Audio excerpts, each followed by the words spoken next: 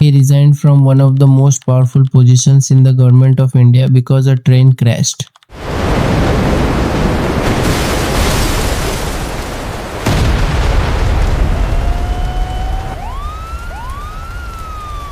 He wasn't responsible for the crash.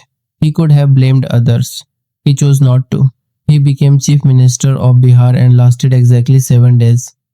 And then over the next 20 years, he became the longest serving Chief Minister in Bihar's entire history. He broke with the BJP. He joined Lalu. He dumped Lalu and joined BJP. He dumped BJP and joined Lalu again. He dumped Lalu and joined BJP again. Bihar calls him Paltu Ram, the one who always turns.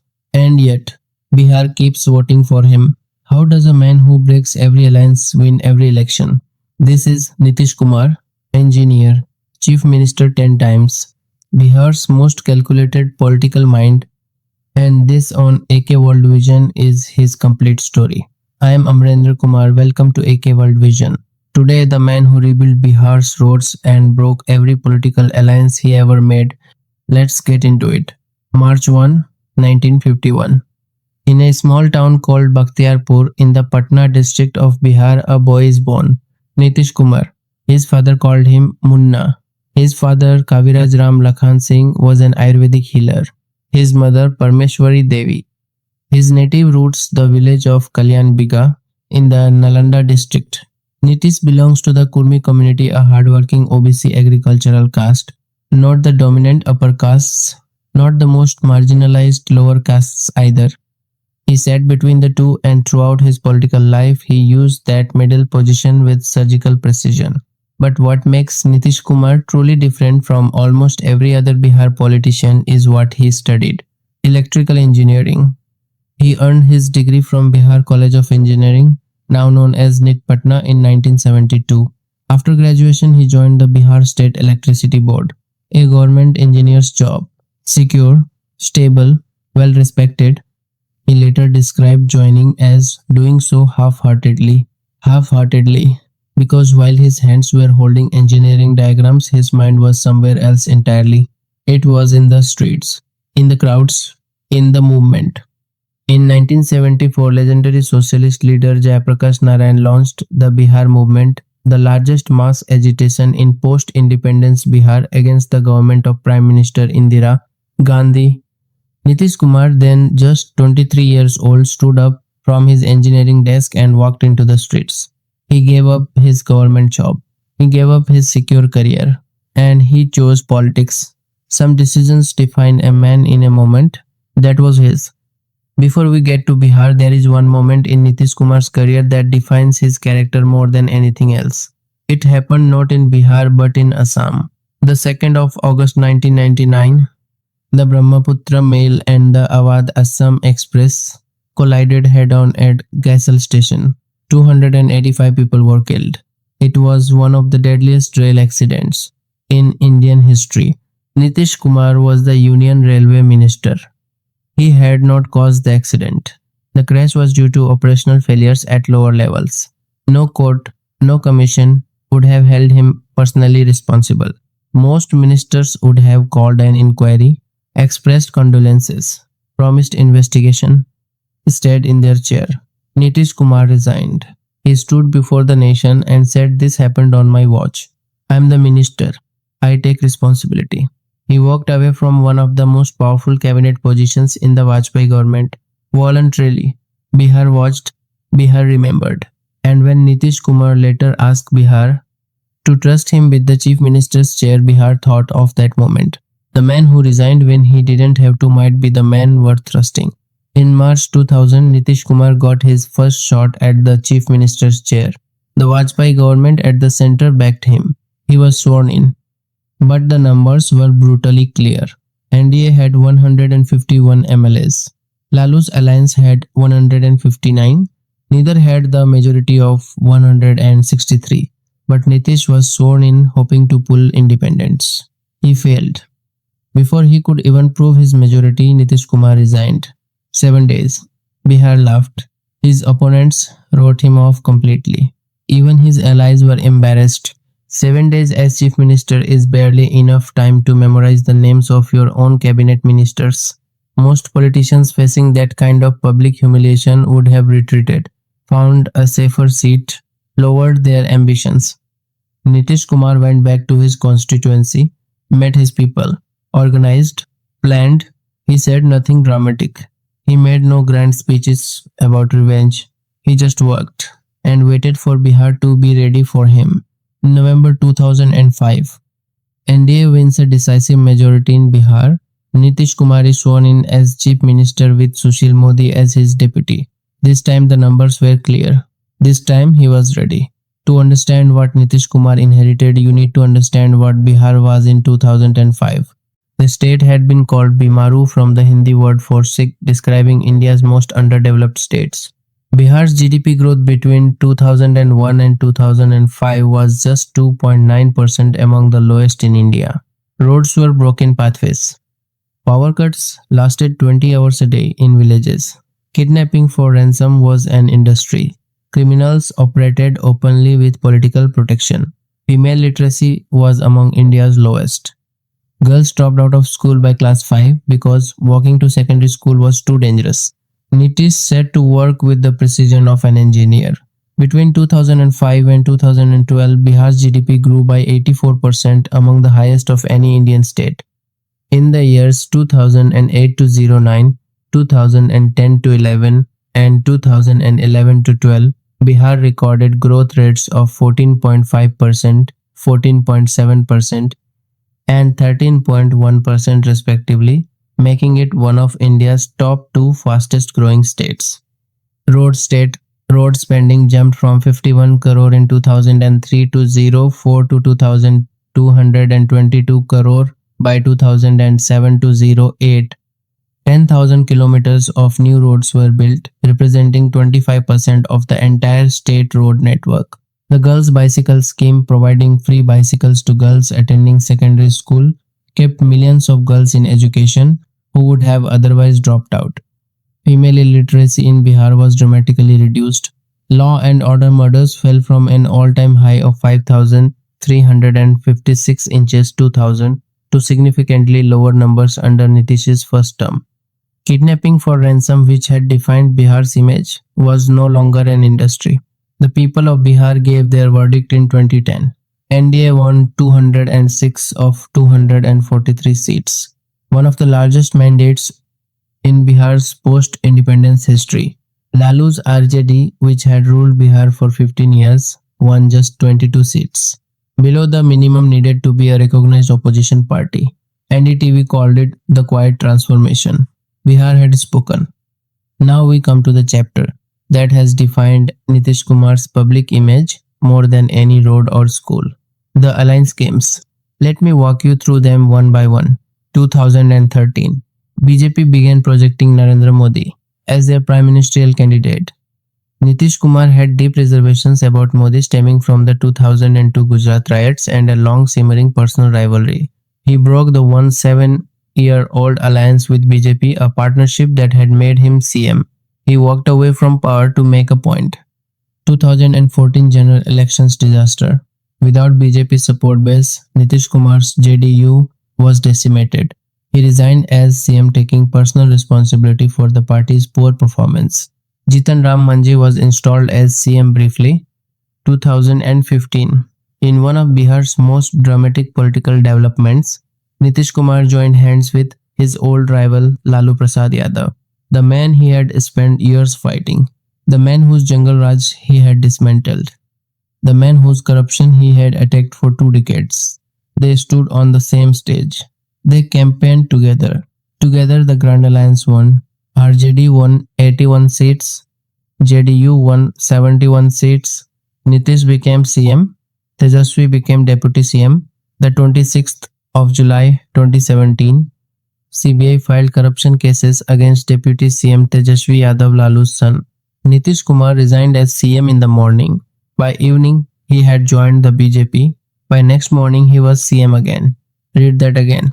Morning resigned, evening joined opposite side, morning CM again.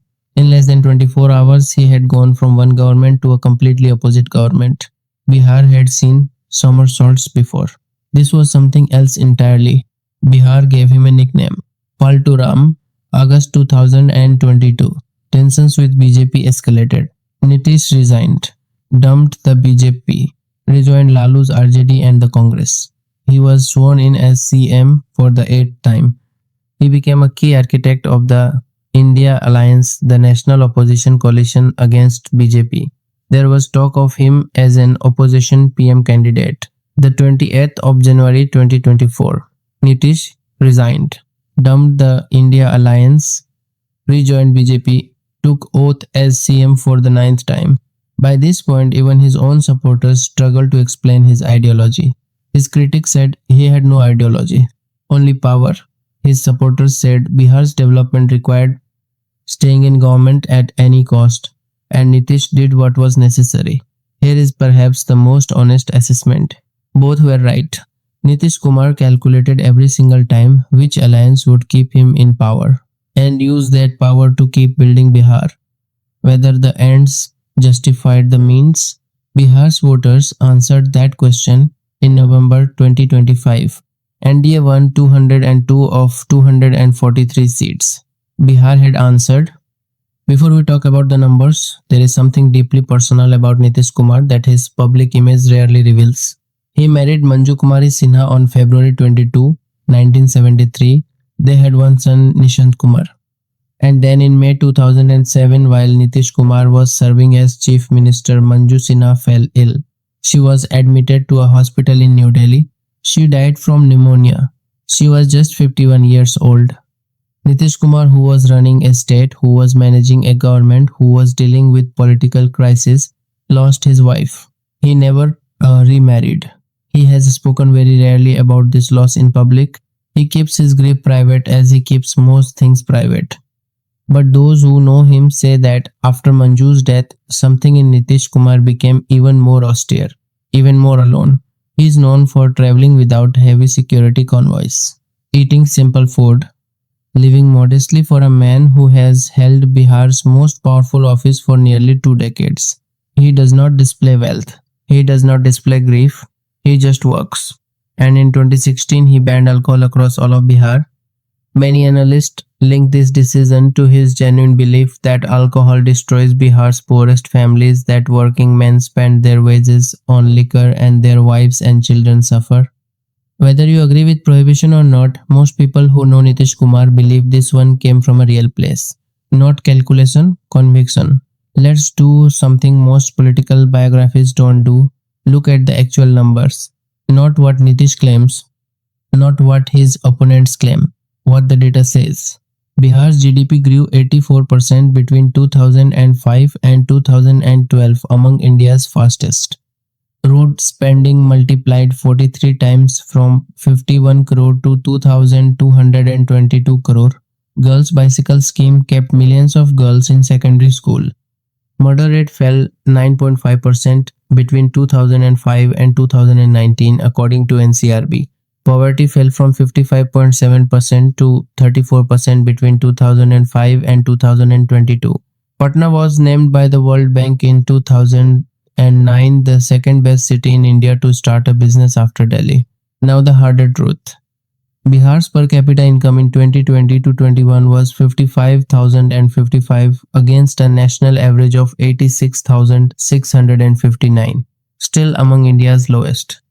Between 2005 and 2019, while murders fell 9.5%, kidnapping and abductions rose by nearly 300%. By 2022, total crimes in Bihar had reached 3.47 lakh, 3 times the 2005 figure of 1.07 lakh. Bihar still has one of India's highest unemployment rates. Major industries have not come. Investors still hesitate. Large numbers of Bihari youth still migrate to Punjab, Delhi, Maharashtra for work. What the data tells us is that Nitish Kumar's Bihar is genuinely better than Lalu's Bihar. But it is also not the Bihar it could have been. His best work was done in his first term 2005 to 2010. As the alliances became more complicated, the governance suffered. As Paltu Ram got busier, the engineer got quieter. Here is the question every analyst asks. Why does Bihar keep voting for Nitish Kumar despite all the alliance switching? The answer is not complicated. First, the roads. Bihar's roads were a national joke before 2005. Today, they are not.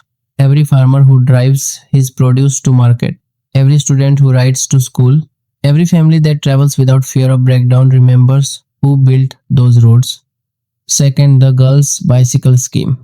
Millions of Bihari families have daughters who completed secondary school because of that one scheme. That is not a statistic, that is a daughter's future. Third, the memory of what came before. Bihar lived under what many called Jungle Raj for 15 years. Kidnapping, extortion, caste massacres. Even Bihar's most frustrated voters know that Nitish Kumar's worst years were still safer than Lalu's best years. Fourth and most honestly, Bihar has not yet found anyone better. Tejasvi Yadav is younger and energetic but carries the shadow of his father's convictions. BJP in Bihar is strong nationally but has not produced a Bihar CM of its own who has governed the state. Nitish Kumar, for all his flaws, is the devil Bihar knows. And in Indian politics, the devil you know almost always beats the devil you don't. The 2025 Bihar elections delivered Nitish Kumar's biggest mandate in years. NDA won 202 of 243 seats. On the 20th of November 2025 at Patna's Gandhi Maidan, Nitish Kumar took the oath for the 10th time. Prime Minister Modi was there. Home Minister Amit Shah was there. The entire NDA leadership was there. A record in Indian democratic history. And then in early 2026, Nitish Kumar made his most surprising move yet. He stepped down as Chief Minister. He filed his nomination for the Rajya Sabha. After decades of running Bihar from the CM's chair, he was moving to India's upper house of parliament.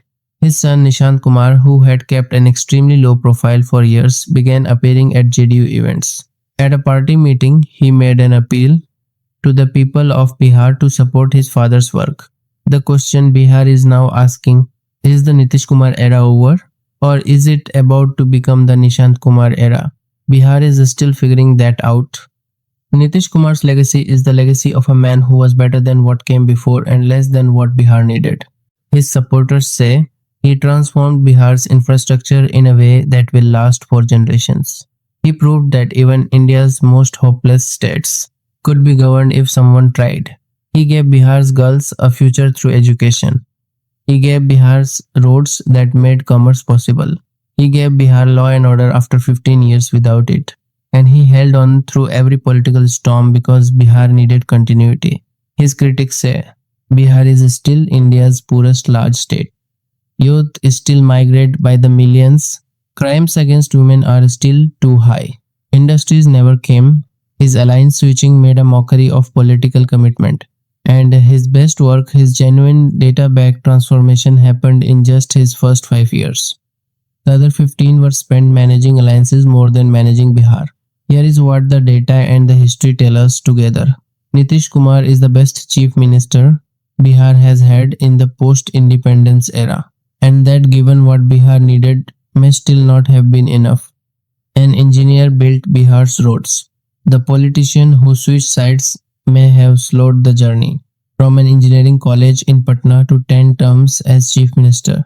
7 days, then 20 years. Every alliance broken. Every election won. Nitish Kumar is whatever you think of him, the most consequential administrator Bihar has produced in living memory. If this video gave you value, please drop a like. It helps AK World Vision reach more people. Subscribe for more deep dive political biographies. And I want your answer in the comments. Development hero or Bihar's most opportunistic politician? Or is the honest answer somewhere in between? Drop your answer below. I read every single comment. I'm Amrendra Kumar. This is AK World Vision. See the world differently.